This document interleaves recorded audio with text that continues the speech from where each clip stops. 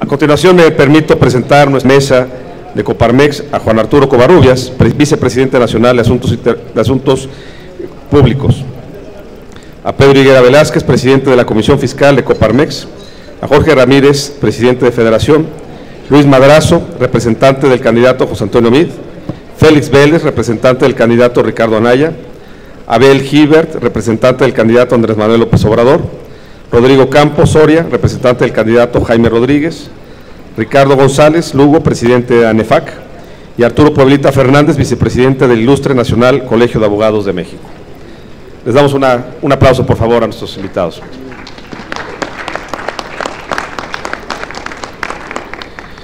Muchas gracias. Ahora procederé a explicar la dinámica de nuestra mesa técnica. Para comenzar, se realizará un sorteo, el cual consistirá en que cada uno de los representantes de los candidatos sacará de una pecera un papel en el cual viene anotado un número 1 al 4, y así poder saber cuál será el orden de participación de cada uno.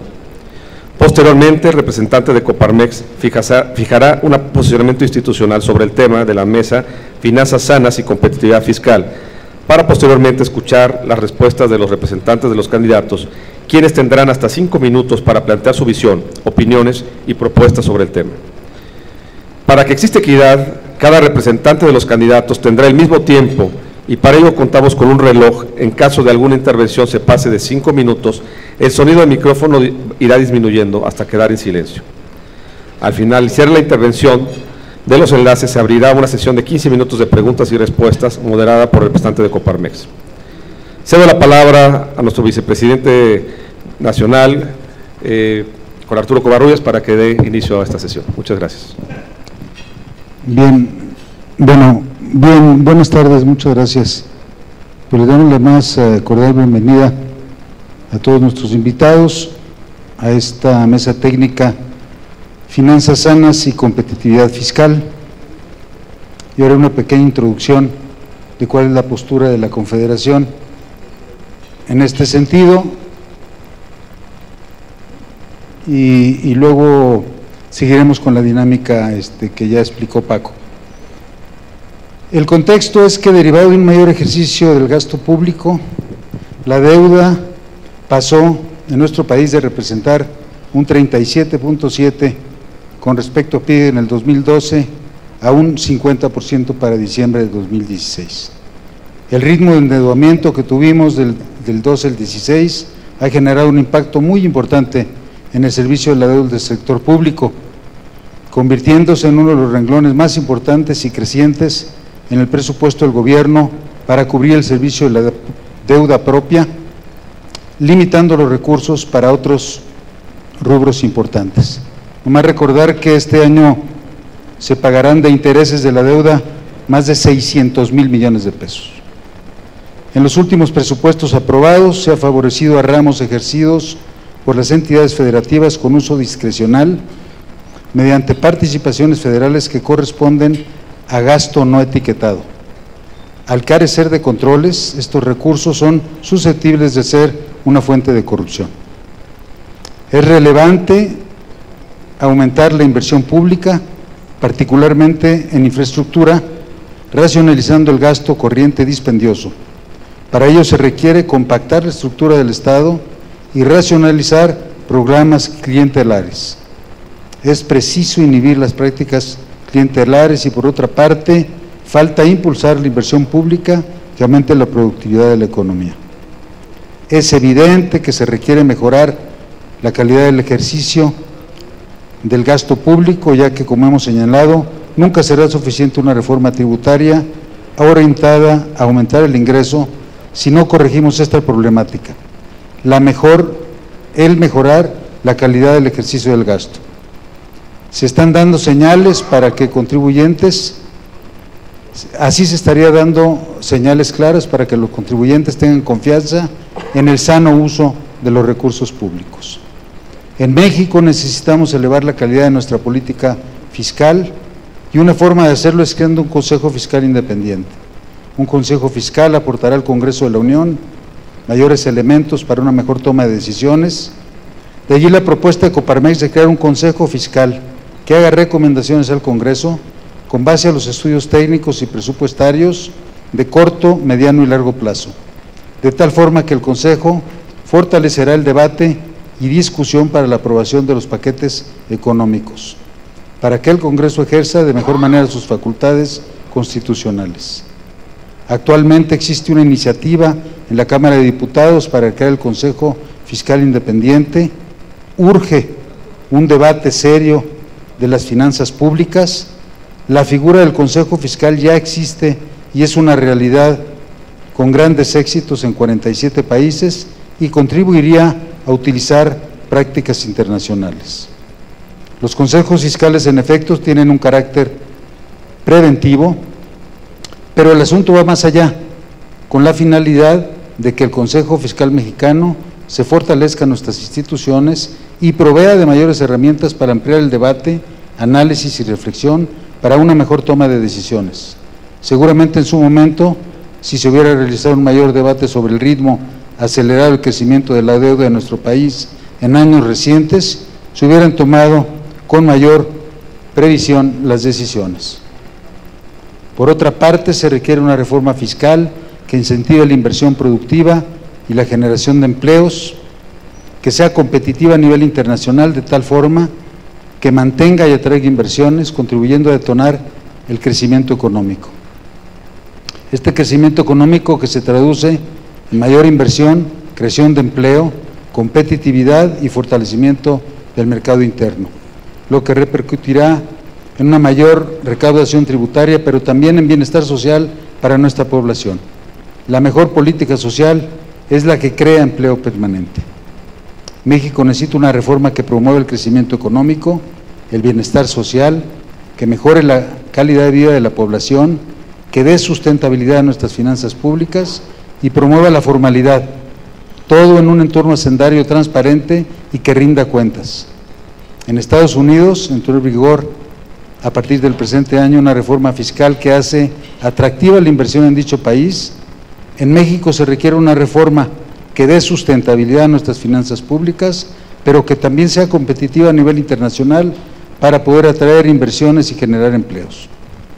En agosto de este año, Coparmex presentó una propuesta de reforma fiscal cuyos ejes principales son: 1, medidas para fomentar el empleo y el bienestar social; 2, medidas para fortalecer los ingresos tributarios; 3, medidas para impulsar la inversión; 4, medidas para dar mayor certidumbre jurídica a los contribuyentes; y 5, medidas para fomentar la formalidad y la simplificación fiscal. Bueno, pues estos son los antecedentes y la postura, Paco, de la Confederación. Gracias, Juan Arturo. Si gustan, vamos a iniciar el sorteo. Tenemos aquí pasa la pecera para ver quién va en primer lugar, segundo, tercero y cuarto. Y te muestran, Juan Arturo, el orden para que puedas llevar la continuación de las preguntas.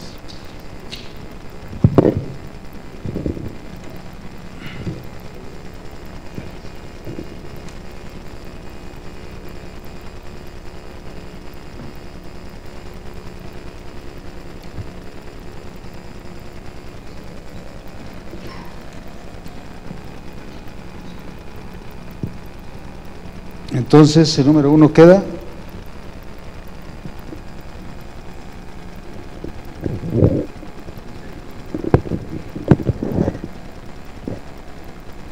Perdón, no tengo el nombre. Rodrigo Campo, de Jaime Rodríguez Calderón. Rodrigo Campo, número 1. Rodrigo Campo, número 1, perdón. El número 2, ¿quién queda? Abel Gilbert, número 2. Abel Gilbert, número 2, que es el representante y asesor del candidato Andrés Manuel López Obrador. Número 3, Félix Vélez, maestro en políticas públicas, integrante de la campaña del candidato Ricardo Anaya. Y cuarto, don Luis Madrazo, que es doctor economista y asesor en políticas públicas económicas del candidato José Antonio Meade. Muy bien. Pues inicias, por favor, y tienes 5 minutos para su respuesta. Gracias. Bien, yo quisiera transmitir un poco cuál es la postura en el tema fiscal de Jaime Rodríguez, porque es uno de las propuestas eje de su plataforma de gobierno y de su proyecto para este país. Y tiene que ver con que, de alguna manera, la última reforma fiscal que se llevó a cabo con este paquete de reformas estructurales, que en la mayoría votaban todos los partidos políticos, salvo el PAN, en ese momento se interpuso, pero ahora el PAN está con el PRD, que en ese momento la aprobó. El tema básicamente es que esa reforma le quedó de ver mucho al empresariado, porque ustedes no me dejarán mentir, el sistema fiscal se volvió demasiado rígido. Hoy en día es complicadísimo operar en el entorno empresarial. Si bien se requiere implementar o fortalecer los mecanismos antilavado, los mecanismos también que ayuden a evitar la evasión de impuestos, pues de alguna manera también se entorpeció la economía, se entorpeció con candados y requisitos cada vez más exigentes, como el caso de la factura electrónica, la contabilidad electrónica, la nómina electrónica, que de alguna manera no atiende precisamente a todos los estratos de la economía, ¿no? A lo mejor inclusive para una gran empresa, para una transnacional, adaptarse al modelo fiscal mexicano ha sido súper complejo. Pero imagínate un changarro que antes podía emitir su factura de manera convencional, pues ahora le ha costado mucho trabajo migrar, porque además, pues a lo mejor no tenía ni acceso a la tecnología o a lo mejor no tenía ni acceso al internet. Entonces, esto ha sido muy complicado. Y eso por una parte en el sentido de que no hemos hecho fácil la situación tributaria, y eso ha hecho que no se tenga éxito en el sentido de aumentar la base gravable, ¿no? Mientras más complejo y mientras más rígido siga siendo el sistema fiscal, pues a lo mejor se podrá recaudar más, pero seguirá siendo sobre los mismos que ya pagan impuestos, porque lo único que estamos haciendo es meterle más control a los que hoy en día están pagando impuestos. En ese sentido, la propuesta es muy clara, que se facilite el pago de los impuestos, que se simplifique el esquema tributario y además, como ya lo dijo en la mañana, que haya una disminución en los impuestos. En una primera etapa, un 5% de descuento en la tasa de ISR y posiblemente, con base en los resultados, hasta un 10% en la tasa de ISR.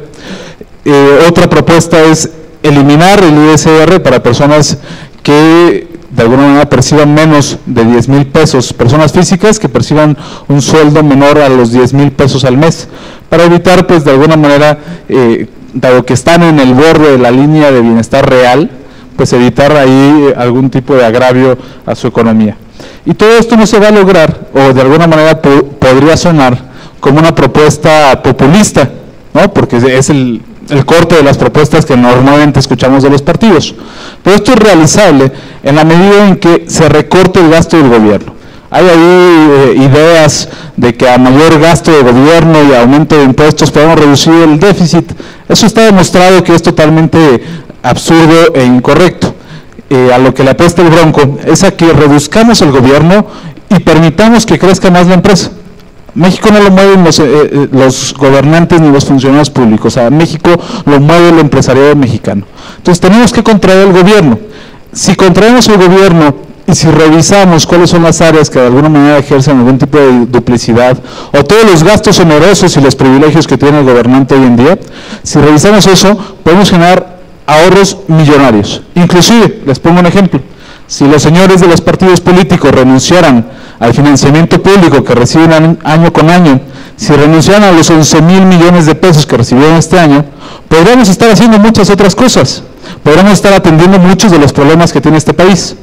Si además se eliminaran los gastos en comunicación social que hacen todos los gobiernos para promover la egolatría del gobernante, pues seguramente también podremos resolver muchos de los problemas que tiene este país. Y lo podremos hacer además pagando menos impuestos. Esa es la propuesta a grandes rasgos. Obviamente en las próximas intervenciones la voy a detallar. En el tema del Consejo Fiscal Independiente, no solamente Jaime Rodríguez está proponiendo un Consejo Fiscal Independiente, sino que va más allá, sino un consejo global donde realmente participe la sociedad civil, no solamente la sociedad civil organizada, sino aquellas minorías también que no suelen ser escuchadas, en toda la toma de decisiones del sector público, no solamente en el área fiscal, sino en toda la administración pública federal. Muy bien, Rodrigo, muchas gracias. Entonces le damos la palabra a En el número 2, Abel Guibert, por favor. Sí, muchas gracias. Buenas tardes a todos. Bueno, el programa económico de Andrés Manuel López Obrador, una de sus partes más importantes precisamente se centra en la parte de la estabilidad macroeconómica. Mucho de su política macroeconómica está centrada en precisamente buscar la estabilidad macroeconómica, restablecerla. Está buscando un nuevo enfoque de política fiscal, y este nuevo enfoque de política fiscal debe estar reorientado hacia una reestructuración del gasto público. Y en ese sentido, pues la reforma fiscal, la futura reforma fiscal, pues debe venir principalmente por el lado del gasto.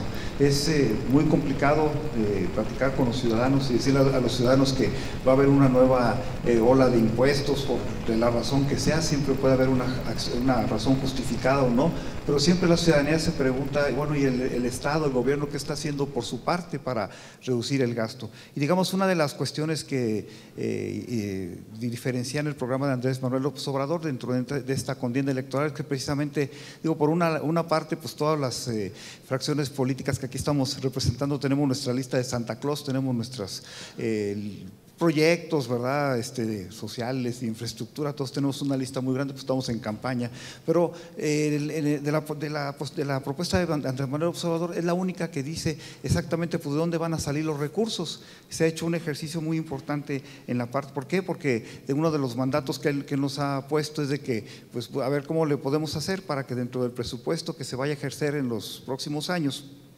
pues realmente sea con los recursos actuales, dentro de los recursos actuales buscar eficiencias, buscar cómo reducir el costo operativo del gobierno, porque no se están buscando ni se están proponiendo ni siquiera como alternativa nuevos impuestos o elevar las tasas de impuestos actuales. Entonces, por eso es muy importante este enfoque de la reestructuración del gasto público. Y en ese sentido, por lo que se ha hecho es una revisión del gasto público a detalle. Se ha estado reasignando algunos de los, estamos buscando los ahorros. Uno de los puntos importantes que nosotros estamos planteando es que primero se buscan los ahorros y después se buscan los gastos, porque desgraciadamente, y eso pues puede pasar, ¿verdad?, y es un riesgo que se quiere mitigar, el sentido de que se tenga una lista de Santa Claus muy grande, ¿verdad?, y obviamente pues la bolsa de los recursos es muy limitada, y en ese sentido pues lo que se están buscando son proyectos pocos, con mucho impacto y que puedan ser financiados con los ahorros que se están planeando del gasto público. Y en ese sentido pues se revisaron y analizaron a detalle el presupuesto público, toda la información que tenemos disponible en este momento, y pues la conclusión es de que se encuentran y existen márgenes para obtener ahorros presupuestales. Es factible bajar el costo operativo del gobierno federal, y en ese sentido pues lo que estamos nosotros identificando es precisamente ahorros que se puede hacer una reasignación del gasto público. Tenemos detallado y a modo de resumen, son 20 medidas para el ahorro y uso racional de los recursos, que tienen que ver desde un mayor aprovechamiento y reducción, por ejemplo, de lo que tiene que ver con la nómina gubernamental, vehículos y mantenimiento, comunicación social, comidas, viajes, viáticos. Un punto muy importante es una propuesta que se tiene de mejora en el proceso de compras públicas, reorientar el gasto federalizado, hacer un uso más eficiente de los fideicomisos, porque realmente, digo, ahí pensamos nosotros que hay espacios muy grandes para poder hacer estos ahorros, y sobre todo cuando uno ve todos los días en la prensa que siempre sale alguna nota de algún desvío, de algún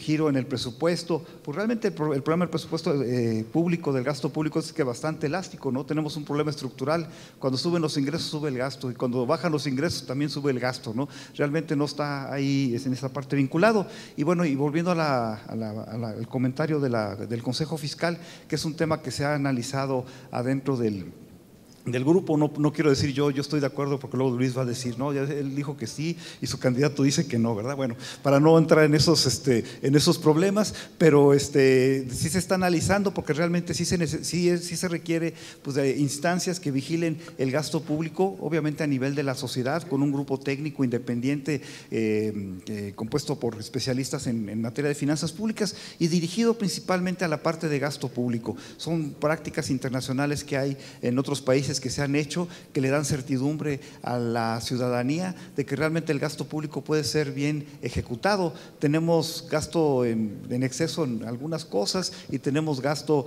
deficiente en salud, en algunos temas de educación, en seguridad que deben de ser solucionados. Muy bien, muchas gracias, don Abel Iberda, muy amable. Sigue la palabra don Félix Vélez, por favor. Muchísimas gracias, buenas tardes a todas y a todos. Un gusto estar en la reunión representando al candidato del Frente, a Ricardo Anaya. Empiezo por el tema del Consejo Fiscal y empiezo porque cuando don Luis G. Sada fundó la Coparmex en 1929, pues de alguna manera fue una expresión de la sociedad civil. El artículo 123 de la Constitución del 17 pues ya tenía 13 años, 12, y todavía no se reglamentaba, y eso generaba incertidumbre, y fue al año siguiente, en el sexenio de don Emilio Portes Gil, y el trabajo del sindicato patronal de la Coparmex fue muy importante. Entonces, pues siempre ha sido una expresión de la sociedad civil, y en ese sentido el Consejo Fiscal también lo sería de crearse, y a nombre del candidato me parece una excelente idea. Abrir las políticas públicas al diálogo, a la persuasión, que son los medios privilegiados en una democracia política. Ahora, hablando del documento de la Coparmex, que es de lo que nos piden comentarios, lo primero que yo diría es que sí, aumentó muchísimo la deuda pública como proporción del PIB este gobierno. Hay que reconocer que bajó el precio del petróleo, también hay que reconocer que se hizo una reforma fiscal y que no siempre las reformas fiscales salen bien porque pues el Congreso, la Cámara de Diputados, el Senado tiene la última palabra. Pero aún así, evidentemente si no hubiera habido reforma fiscal, la deuda pública hubiera crecido más. Pero aún así creció mucho y la inversión pública cayó a niveles francamente bajos. Estamos hablando de 3% como porcentaje del PIB o probablemente menos, o sea que no tienen precedente en muchos años. Bueno, no es nada más el problema, como decía la Coparmex, de que haya menos inversión pública en infraestructura, sino también el efecto derivado sobre la inversión privada. Porque en épocas en que hubo fuerte inversión pública en infraestructura, como en los 30, con el General Cárdenas, en el desarrollo estabilizador, esa inversión detonaba inversión privada, hacía que muchos proyectos se volvieran socialmente más rentables. Entonces, en términos de crecimiento y posibilidad de financiar más gasto en el futuro, es crucial. Estamos hablando de elevar la inversión como proporción del PIB a 25% de los niveles actuales. Seguro Luis Madrazo sabe mejor la cifra que yo, pero que anda alrededor del 22 y fracción, lo cual tampoco es tanto, o sea, comparado con lo que invierten muchos países en desarrollo, incluso en América Latina, pues parece pues un nivel adecuado. Sí pensamos que hay temas y que de los que no se quiere hablar y que son muy delicados. Uno de ellos es el tema de las pensiones. La pensión mínima garantizada pues es muy modesta y hay gente que se jubila, se retira incluso con menos dinero, y eso pues lo tiene que discutir democráticamente la sociedad y su representación política. O sea, ahí sí no es de imponer nada, pero pues sería irresponsable en una mesa como esta no decir que el tema del financiamiento de las pensiones es un tema importante. Otro tema muy importante es el de la salud. Hoy Kenneth Thorpe, en la página de negocios del diario Reforma, hablaba de que el gasto en salud en México, incluso comparado con otros países de América Latina, es muy bajo. Desde luego que también importa la calidad del gasto, pero pues da la impresión de que habría que gastar un poco más en salud. Sin duda hay opacidad en algunos ramos del presupuesto, el tema del ramo 23, que ya se mencionó.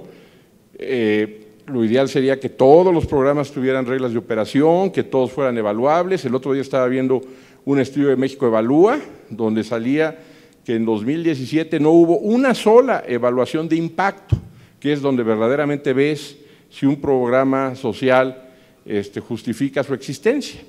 Entonces, hay muchísimo que se puede hacer por profesionalizar el gasto público. Sí me parece que yo no conozco los detalles del programa del candidato López Obrador, pero a veces uno piensa que nada más acabando con la corrupción y lo que se ha dicho, se va a poder financiar tanto gasto, pues es algo que llama mucho la atención. Y también creo, finalmente, rapidísimo, en los 10 segundos que me quedan, que no todo gasto es malo. También es cierto que hay algún gasto para la gente que hace política pública que es fundamental apoyarlo porque su trabajo vale algo. Gracias. Muy bien, don Félix. Acabó sus 10 completos. Sigue con la palabra el señor doctor Luis Madrazo. Muchas gracias. Muchas gracias a mis compañeros panelistas y a la Coparmex por la invitación y a todos ustedes por asistir el día de hoy. Mira, yo creo que si uno no pone mucha atención, parece que lo que estamos diciendo acá arriba hay grandes coincidencias. Y eso es afortunado, porque tiene que ver con que en México aprendimos la lección de que poner en riesgo la sustentabilidad de las finanzas públicas y con ello la estabilidad de la economía es algo por lo que ya no queremos volver a pasar. Sin embargo, el hablar de responsabilidad fiscal no es lo mismo que actuar con responsabilidad fiscal. Y si nos vamos a ver las propuestas concretas de Andrés Manuel López Obrador, que afortunadamente las plasmó en un libro, hay que agradecerle la transparencia, podemos ver que no hay esa responsabilidad en los detalles. Se dice, vamos a hacer todas estas cosas porque vamos a lograr ahorros y economías por el combate a la corrupción por 500,000 millones de pesos. Y la verdad, después de pasar un periodo de ajuste fiscal, me tocó el 2015, 2016 y 2017 en planeación hacendaria, te das cuenta que hay muy poco espacio para las propuestas que están presentando ahí. Yo me fui rubro por rubro y encuentro aproximadamente 80,000 millones de pesos de rubros en los que uno puede estar o no de acuerdo, decir, esa es una mala idea recortar ahí. Pero claramente se puede recortar en un proceso presupuestal normal y se puede hacer un lado ese gasto. Probablemente lleno de malas ideas esa propuesta. Lo demás, los otros 400 o 500,000 millones, porque le han ido ajustando la cifra, son lo que en la discusión presupuestal americana se llaman asteriscos mágicos. Vamos a hacer ahorros y eficiencias, rubros detallados, y luego un rubro grandote que dice ahorros y eficiencias, y luego abajo ahorros y eficiencias. Si uno hace proyecciones serias de lo que le pasaría a las finanzas públicas, y a mí me tocó hacer el ajuste en el que, y aquí haciendo un matiz sobre el análisis de finanzas públicas, faltó el 2017, el año en que José Antonio Meade fue secretario de Hacienda. Ahí se logró el primer superávit primario en 9 años y ahí se logró disminuir la deuda por primera vez en 10 años. Entonces, si uno hace las proyecciones rápidamente vamos a llegar no al 50% del PIB del nuevo, sino al 60 y al 70% del PIB en endeudamiento. Y una sorpresa adicional, porque parecería no congeniar con el historial que tenemos del PAN de responsabilidad fiscal. La propuesta del ingreso básico universal, aún mitigada por los últimos datos que nos dio Ricardo Anaya, no es una propuesta de ninguna manera seria para discutir el presupuesto de este país y la política pública. Es mucho más peligrosa la propuesta fiscal de Ricardo Anaya que la de López Obrador. Habiendo hecho esos matices y viendo que los temas de deuda en los que quiero discutir y un poco comentar lo que de la posición de Coparmex están a esta distancia de lo que yo les quiero plantear. Son cuestiones de apreciación, de visión política, de ideología quizás. No están en el ámbito de la responsabilidad ni la propuesta de López Obrador ni la de Ricardo Anaya, que está abajo del escenario, por allá del lado de la responsabilidad. Hablando en concreto, creo que pocas veces tenemos en la historia la posibilidad de tener un candidato a la presidencia que no solo fue secretario de Hacienda, sino que lo fue en un periodo crítico y justo antes de que se presentara su candidatura. Nos mostró no solo que tiene la inteligencia de hablar de responsabilidad, sino la capacidad y el valor de actuar con esa convicción por la responsabilidad fiscal. En lo que estoy completamente de acuerdo con el diagnóstico de Coparmex, y lo comparto plenamente, es en que necesitamos lograr una mayor eficiencia en el gasto, una mayor transparencia en el gasto. Esa es la tarea siguiente para este país. Y de nuevo, los demás candidatos nos van a decir que van a tener mayor transparencia y eficiencia. Y José Antonio Meade nos va a decir que lo va a hacer, cómo lo va a hacer, y nos va a mostrar cómo hacerlo dentro de la campaña. Eso es el programa Avanzar Contigo. La idea es salir con todos los mexicanos, casa por casa, a cada uno de sus lugares de habitación o trabajo y conocer sus necesidades de política pública. ¿Por qué? Porque un análisis como lo hace el INEGI, como lo hizo Félix y como lo han venido haciendo y se ha enriquecido el diagnóstico de las necesidades del país, se queda corto. necesitamos conocer las necesidades personales de cada quien. Estamos pasando de una economía que fue rural, hoy industrial y más bien de servicios, en una generación a la economía del conocimiento, a la sociedad del conocimiento, donde necesitamos conocer los talentos de cada quien a desarrollar para que México sea competitivo en esa economía global. Hoy la tecnología lo permite. Hoy en la mañana le preguntaban a José Antonio, ¿quieres un padrón único de programas sociales? Dice, vamos más allá. Necesitamos un número de identificación única para darle no solo a la gente lo que necesita, sino darle seguimiento a ese gasto con mayor transparencia. Se me está acabando el tiempo, pero diría, respecto al Consejo Fiscal, creo que José Antonio y la propuesta de Coparmex empiezan a converger. Él nos mostró que la ley de responsabilidad funciona cuando se cayó el ingreso y también cuando empezó a subir a finales del año pasado, los recursos llegaron a los fondos de estabilización y lo que nos ha señalado José Antonio es necesitamos fortalecer al Poder Legislativo, quien es en un régimen presidencial el que debe generar ese contrapeso con el sector, con el Poder Ejecutivo. Y se me quedaron las ganas de seguir comentando, seguramente lo podemos hacer en preguntas y respuestas. Muy bien, doctor Madrazo, muchas gracias. Muy bien, vamos a iniciar ahora con una sesión de preguntas y respuestas. Iniciaría don Pedro Higueras, que es nuestro presidente de la Comisión Fiscal de Coparmex. Por favor, Pedro. Y contestarán por favor, el mismo orden en que tienen su secuencia. Gracias. Muchas gracias, Juan Arturo. Buenas tardes a todos. Ya nos dieron su punto de vista con relación al Consejo Fiscal Independiente. Coparmex ha hecho una propuesta de un Consejo Fiscal Independiente que sea autónomo, totalmente técnico, pero principalmente que va a servir, va a respaldar al Congreso de la Unión, va a ser una herramienta valiosa al Congreso de la Unión. Un Consejo Fiscal nunca va a imponer decisiones, nunca va a imponer sanciones como tal, solamente va a aconsejar al Congreso de la Unión. Nosotros vemos que un Consejo Fiscal no se contrapone a la Ley Federal de Responsabilidad Hacendaria e incluso se complementan, así es como lo vemos. Actualmente ya hay una iniciativa en la Cámara de Diputados de un Consejo Fiscal Independiente. ¿Ustedes estarían dispuestos a iniciar pues a la brevedad un debate de esta iniciativa? Porque bueno, pues lleva su tiempo el poder construir ideas, pero lo importante es iniciar un debate del Consejo Fiscal Independiente. Ya hay una iniciativa en el Consejo, en la Cámara de Diputados. ¿Ustedes estarían dispuestos a iniciar ya la revisión de esa iniciativa para poder construir un Consejo Fiscal Independiente? Muy bien, muchas gracias. Si quieres iniciar, Rodrigo. Claro, gracias. Claro que sí, Pedro.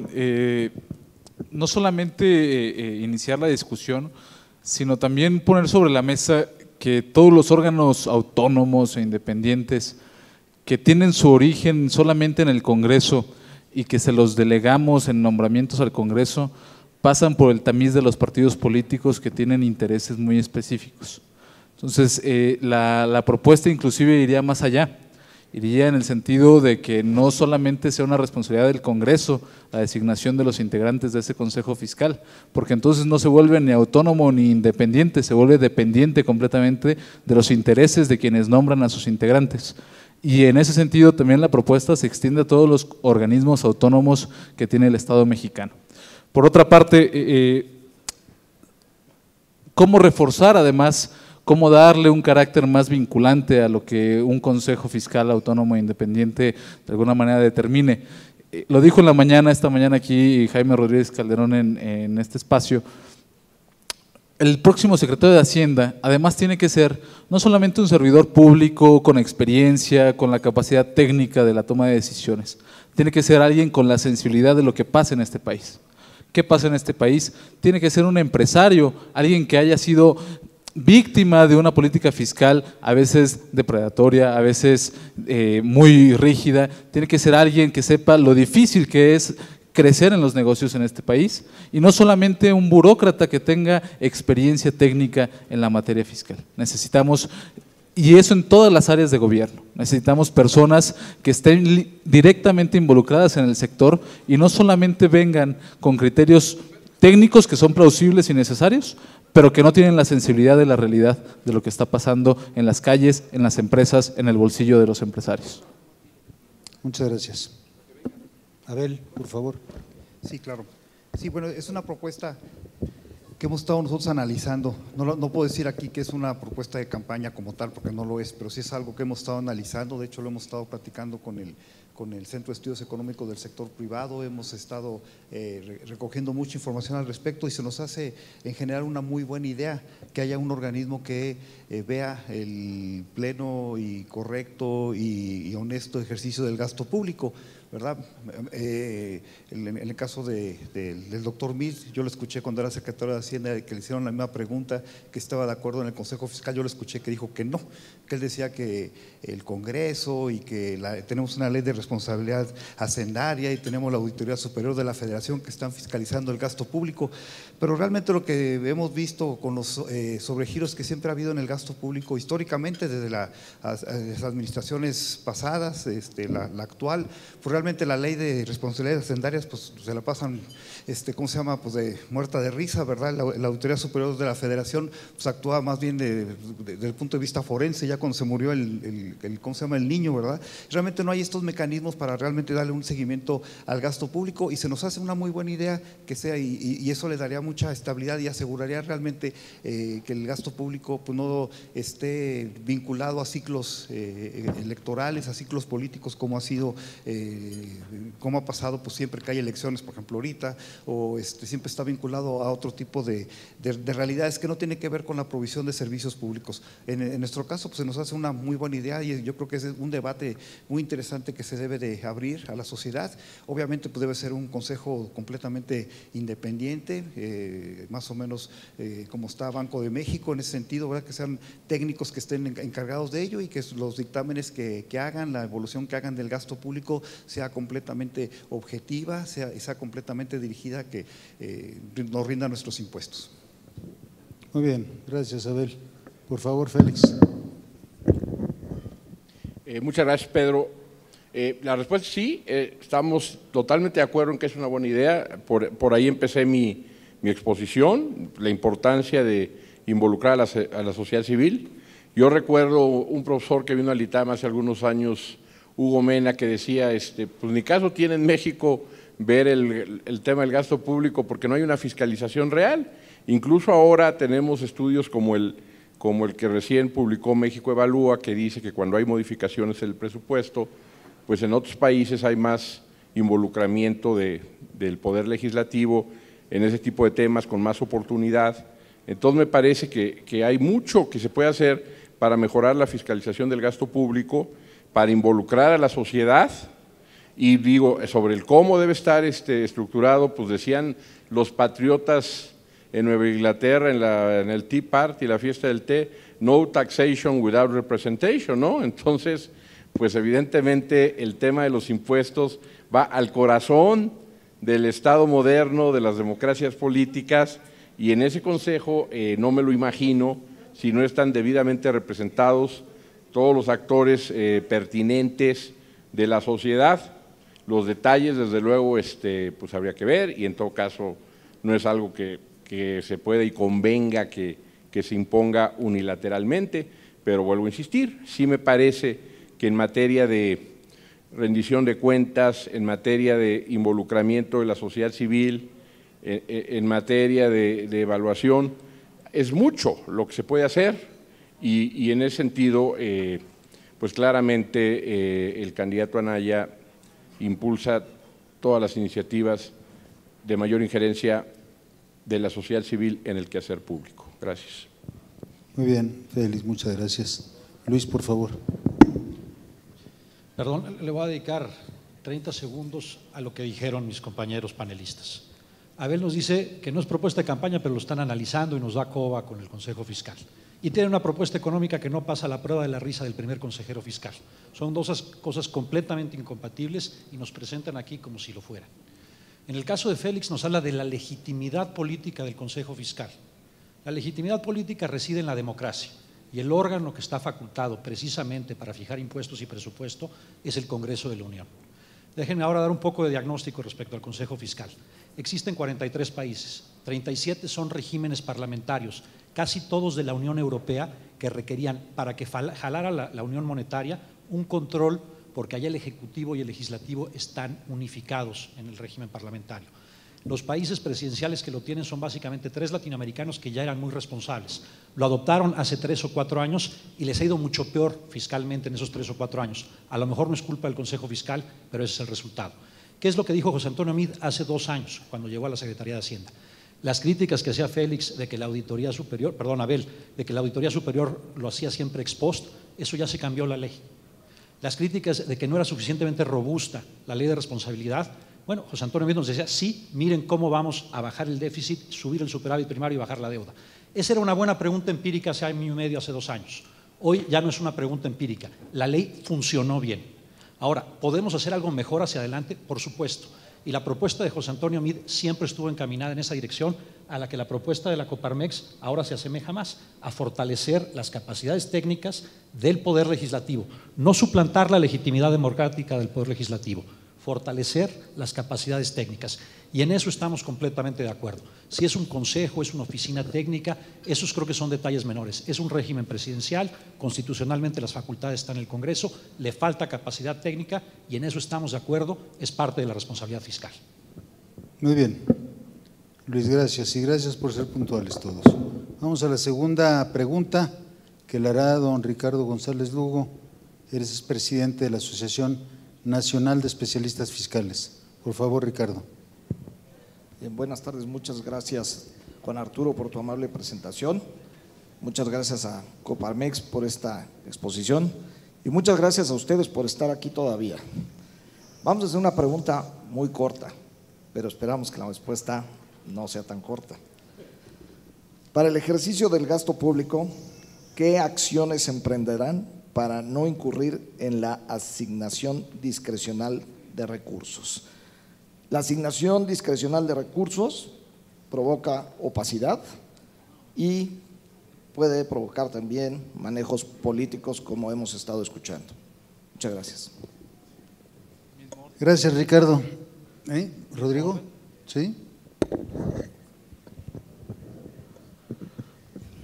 Bien, gran parte del problema del gasto público discrecional tiene que ver en gran medida con lo que Abel decía, esta carta Santa Claus que hacen todos los candidatos y que de alguna manera incluyen todos en sus plataformas programas asistencialistas, que en muy pocos casos se ve cuál es el mecanismo de asignación de estos programas asistencialistas y la única explicación que dejan claramente es que hacen uso electoral de los recursos públicos y de esa manera se utilizan discrecionalmente los recursos. Hay una experiencia en Nuevo León que se las quiero compartir como ejemplo de cómo puedes empezar de alguna manera a transparentar el gasto público. Se derogó todo el padrón de proveedores que existía en el estado de Nuevo León a la llegada de Jaime Rodríguez Calderón al gobierno.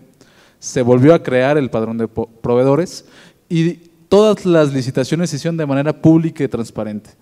Todo el proceso, o en la mayoría de sus etapas, se digitalizó y se hizo además desde las reuniones que se transmitían en vivo para que no hubiese lugar a ningún tipo de mala interpretación, hasta todo el ejercicio documental y de expedientes también se puso a disposición de la ciudadanía. Eso ayudó a eliminar la discrecionalidad en el gasto público y eso a su vez genera también ahorros, porque cuando tú transparentas la contratación de obra pública, de gasto público, también estás evitando los moches en los que siempre incurren los partidos políticos, ¿no? Ese moche para conseguir una obra, ese moche para conseguir un contrato, ese le está costando muchísimo a la sociedad y eso se llama corrupción y nadie habla de frente de ese tipo de temas. Entonces, el caso de Nuevo León es además muy llamativo porque después de recibir finanzas públicas deterioradas, se mejoró la calificación crediticia en 3 de las más importantes calificadoras en el mundo, ¿no? Se quitó la tenencia y se recaudó más,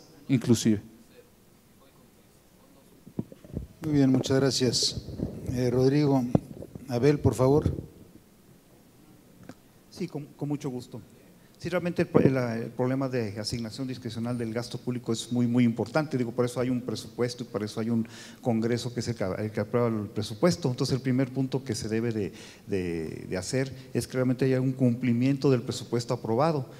Imagínense ustedes en su en sus empresas, si de repente ustedes hacen un presupuesto y resulta que alguien gastó más de lo que estaba presupuestado, ¿no? Pues, pero ¿por qué? ¿A razón de qué? ¿Cuál fue la razón, no? Como por ejemplo ahorita la semana pasada que vimos que el gasto, por ejemplo, en comunicación social de la SEP tuvo un incremento bastante fuerte, ¿no? El año pasado, 2017, pues la pregunta es, pues, ¿a quién se le pasó, no? Pues se hiciera un presupuesto aprobado, ¿por qué se dio esto? Entonces el primer punto es el cumplimiento del presupuesto aprobado, ¿no? Y si hay desviaciones, pues que realmente haya una justificación al respecto, ¿no? Hay parte del gasto que no se puede, digamos el gasto, el costo financiero, pues difícilmente ahí se puede, bueno, hay justificación porque se puede hacer un mayor presupuesto. Hay otro tipo de gasto programable que definitivamente debe tener un cumplimiento muy completo, ¿no? El otro es, por ejemplo, darle reglas claras a ciertos ramos, como es el caso del ramo 23, el ramo 23 famoso de los moches, ¿no? que se ha utilizado de manera muy discrecional. También el año pasado, este año ni me acuerdo, cuando el gobierno de Chihuahua tenía problemas con esos recursos, ¿no? Que tiene un fondo político. El otro punto también es hacer una evaluación del impacto del gasto social que se hace. Es un punto muy importante que no se evalúan muchos de los programas sociales que hay en el gobierno. Y el último punto pues tiene que ver con una mejora en el proceso de compras públicas, en la parte de licitaciones, que sea un proceso en que realmente se evite que haya una colusión por parte de los licitantes. El 60% de las compras son adjudicadas directamente. Eso es lo que hay que cambiar.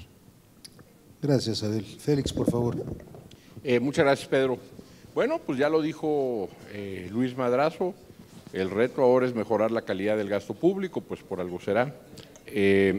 También lo dijo Abel, el ramo 23, o sea, pues no hace falta reiterarlo, sin duda llama mucho la atención.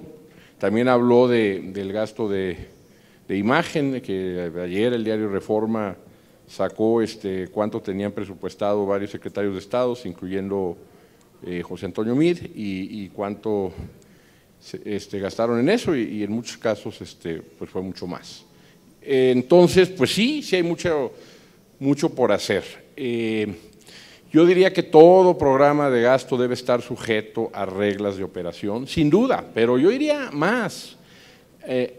Aquí está Toño, que estuvo en Cedesol, y yo también, y en aquel entonces, no me dejará mentir Toño, que todo el gasto, el área de planeación y evaluación no ejercía un solo quinto de presupuesto. Ahí incluso para que las reglas de operación de los programas se fueran a Hacienda, tenían que ser validadas por planeación, y si no eran validadas no se iban a Hacienda.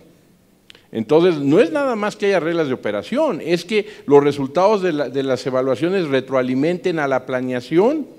¿Qué pasó con esa subsecretaría que a mí me tocó presidir? Que se pusieron a ejercer recursos en este gobierno, el FAIS, el ramo de aportaciones a la infraestructura social municipal. Entonces se perdió el diseño entre que el que ejecuta no es el que hace la planeación y la evaluación. Entonces yo diría que contestando a la pregunta, estos temas, evaluación, reglas de operación, y que la evaluación retroalimente a la toma de decisiones, y no nada más de gestión, sino de impacto, pues eso se debe fortalecer mucho. Gracias, Félix. Doctor Madrazo. Gracias. Muchas gracias. Yo primero quisiera compartir la experiencia que tuvimos en los últimos años, y particularmente el último año con José Antonio Meade al frente de Hacienda. Tuvimos que hacer un proceso de ajuste fiscal muy importante. Son los números macro, es la transparencia a nivel de los números gruesos. ¿Cuál fue la única alternativa que teníamos? Y confiamos en ella y salió bien. Una transparencia radical. En lugar de hacer proyecciones como lo manda la ley, una vez al año y una intermedia, se empezaron a hacer proyecciones que se ajustaban cada trimestre y se les daba seguimiento mes a mes en el ejercicio del gasto, el balance público y los ingresos. Algo muy importante, ¿en qué basamos esa transparencia radical? 12 indicadores. Criterios y precriterios te obligan a publicar 120 páginas. Nosotros le pusimos el foco a 12 indicadores. Segunda reflexión, la Auditoría Superior de la Federación ha cambiado radicalmente su mandato legal, ahora tiene una capacidad de fiscalización prácticamente en tiempo real. Esa es la instancia en un país democrático, presidencial, con separación de poderes, para asegurarnos que se haya ejercido correctamente el gasto. Tercero, ¿cómo entender esa transparencia? ya no solo a nivel macro, sino a nivel presupuestal. Les dejo para reflexión dos datos. En promedio, los países de la OCDE, cuando el Parlamento aprueba un presupuesto, aprueba aproximadamente 121 renglones de presupuesto. En México se aprueban 10,000. ¿Qué es más transparente? Aprobar 10,000 detallados, que además, por supuesto, tienen que tener reglas para reconducir de uno a otro, o aprobar 100 y darle seguimiento a 100. Entonces, ¿cómo entendemos la transparencia? ¿Es dar más y más y más datos o es dar los datos que se necesita para que todos le podamos dar seguimiento a la información? Última reflexión, los estados. Hemos dicho que el gasto es muy discrecional en los estados, que ¿por qué subió el gasto ahí? Subió porque así está nuestro esquema constitucional y nuestro esquema legal. Ahí van a llegar los recursos cuando sube la recaudación. ¿Podemos cambiar esa naturaleza del pacto federal? No. Lo que tenemos que hacer es, conforme avanza la democracia y la calidad de gobierno en los estados, gracias, Luis. Pasamos a la tercera pregunta que la hará don Arturo Pueblita Fernández, que es vicepresidente del Colegio Nacional de Abogados de México, por favor. Muchas gracias. Muy buenas tardes a todos. Gracias a la Coparmex por la invitación. Es muy interesante escuchar a los asesores financieros de los principales candidatos a la presidencia de la República. Yo quiero cambiar un poco el tema. Ya se ha hablado mucho en el tema de los gastos y quiero poner la puntilla específicamente sobre el tema de los ingresos. Es una reclamación que hacemos los ciudadanos, el respeto irrestricto al Estado de Derecho. Y en ese sentido, un tema que nos ha venido preocupando a los contribuyentes en los últimos años es un crecimiento desmedido de facultades discrecionales por parte de las autoridades fiscales, en donde además se ha partido de la premisa del incumplimiento por parte de los contribuyentes a efecto de establecer los procedimientos para que acrediten el adecuado cumplimiento de sus obligaciones fiscales, tanto legales como reglamentarias. En ese sentido, la pregunta específica es ¿qué es lo que han pensado en los equipos de campaña y qué medidas implementarían para disminuir esta discrecionalidad, para fortalecer el Estado de Derecho y eliminar, en caso de ser necesario, algunas facultades o acotar algunas facultades como los congelamientos de cuentas bancarias de forma indiscriminada o la cancelación de sellos fiscales digitales, que eso puede significar sin lugar a dudas la muerte de una empresa. Muchas gracias. Muchas gracias, Arturo. Rodrigo, por favor. Gracias. Pues mira, en la primera intervención ya señalaba justo lo rígido del sistema fiscal y cómo esta rigidez que tú abundas más con precisión ha de alguna manera entorpecido la agilidad de la economía, ¿no? El ritmo de la economía. Lo que tú bien señalas, la cancelación de sellos fiscales, estas operaciones. Hoy la unidad de inteligencia financiera de Hacienda es mucho más eficiente que la policía cibernética de la Policía Federal, por ejemplo. O sea, realmente se le ha invertido en un esquema donde lo que estás haciendo es que los que siempre te han pagado impuestos, les estás apretando cada vez más. Y no estás siendo lo suficientemente creativo, inteligente y capaz de ampliar tu base gravable, porque en un mecanismo tan rígido no podrías ampliar tu base gravable. Necesitas, por lo tanto, en todos los niveles, tanto para evitar la discrecionalidad en los procesos, simplificar el pago de impuestos. Si no lo hacemos lo más fácil y simple posible, no vamos a poder de alguna manera eliminar este tipo de operaciones que a veces son pues hasta dirigidas, en algunos casos hasta políticas, ¿no? En ese sentido necesitamos revisar esos procesos que sean simples, sencillos, que no den lugar a este tipo de estrategias que, si bien pueden aparentemente aumentar la recaudación, lo que hacen es afectar de fondo la economía y en el mediano o largo plazo pues entorpecer la misma recaudación. El sistema de la factura electrónica se tiene que revisar en el sentido de, por supuesto, lo decía en la primera intervención, evitar a toda costa el lavado de dinero y la corrupción, pero sobre todo también que sea un facilitador, no un reto más. Ahora tenemos que invertir en todas las empresas en un área especializada en cómo facturamos, en cómo declaramos y en cómo de alguna manera revisamos cuál es la deducción que sí podemos, qué porcentaje. Necesitamos simplificar para que esto se evite. Muy bien, Rodrigo, gracias. Abel, por favor. Cómo no, muchas gracias. Bueno, sí es muy importante revisar las facultades que tienen los organismos fiscales, si hay una queja por parte del sector empresarial y de todos los contribuyentes de que se debe disminuir esta discrecionalidad fiscal.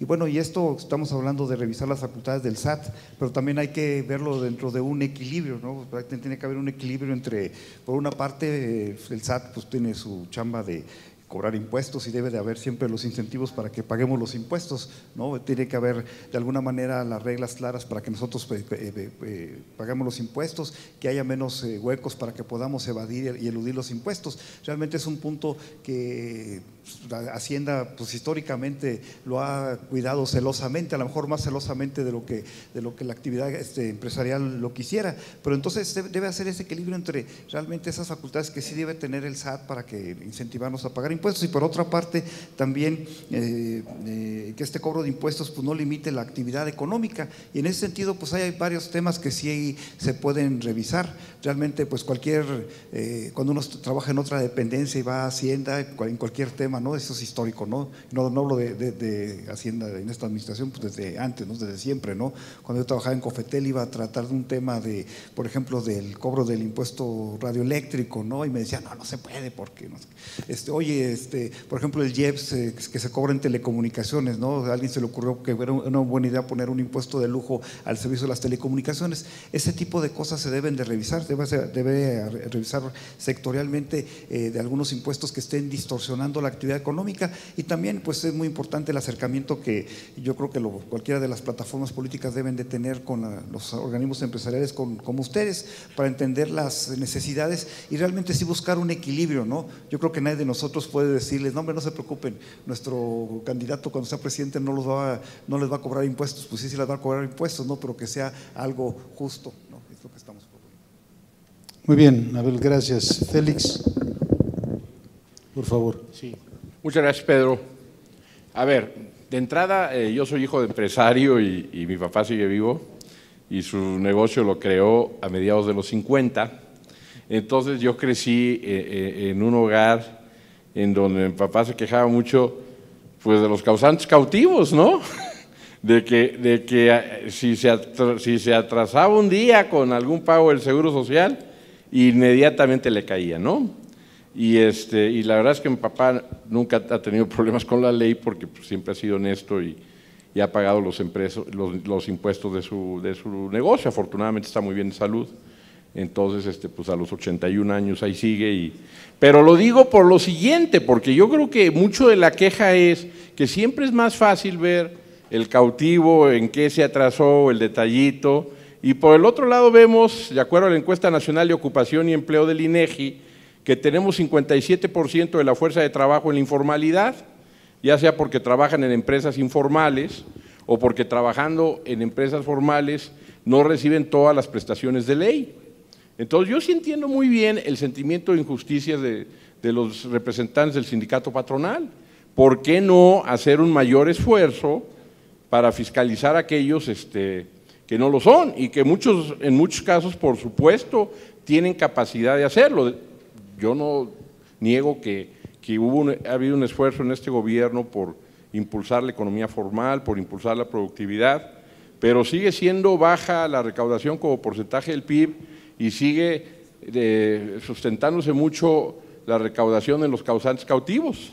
En ese sentido creo que de a perdido deben respetarse las garantías constitucionales y los derechos humanos que son los que sustentan en la actualidad la Constitución. Cualquier práctica que viole eso debe ser desechada. Gracias. Muy bien. Luis, por favor. Muchas gracias. Yo quiero hacer una reflexión porque me parece que hubiéramos podido tener las posiciones de los candidatos que escuchamos ahorita hace 4 años, como si no hubiera habido una transformación en el esquema fiscal del país. Pasamos de recaudar 8 puntos del PIB a recaudar 13 puntos del PIB. Pasamos de estar creando cientos de miles de empleos a prácticamente 1 millón de empleos formales al año. Entonces, este país se ha transformado, parte tiene que ver con la reforma fiscal, parte tiene que ver con una aplicación agresiva de la reforma fiscal y parte tiene que ver también con un proceso secular más profundo, donde está habiendo una transición demográfica, donde los incentivos a la formalidad que estamos viviendo mi generación, porque yo entré a trabajar al sector formal el día que entró en vigor el nuevo sistema de pensiones. Entonces he visto durante toda mi vida los incentivos. Al principio no te importaba la seguridad social, hombre, y luego de repente pues a lo mejor te casas y tienes hijos y dices, a lo mejor los servicios médicos sí son importantes, y pasas de los 40 y dices, pues a lo mejor sí debería yo de ahorrar para la pensión, ¿no?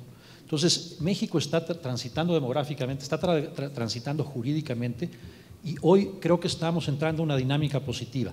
Cuando nadie paga impuestos o muy pocos pagan impuestos terminamos siendo muy agresivos con ellos.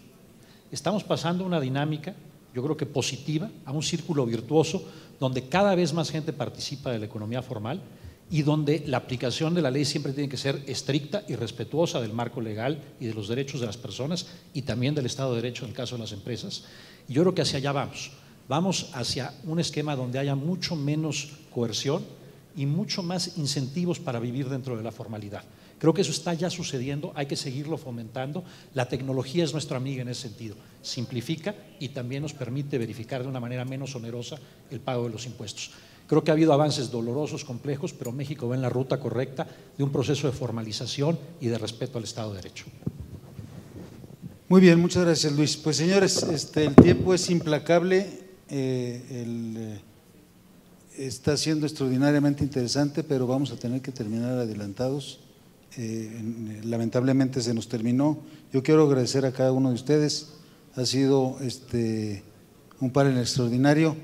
Los invitamos a que sigan con la Confederación, que sigamos con esta relación y que profundicemos en los temas que les interesan a la Confederación y a los candidatos. Un aplauso, por favor, para todos. Y muchas gracias por participar.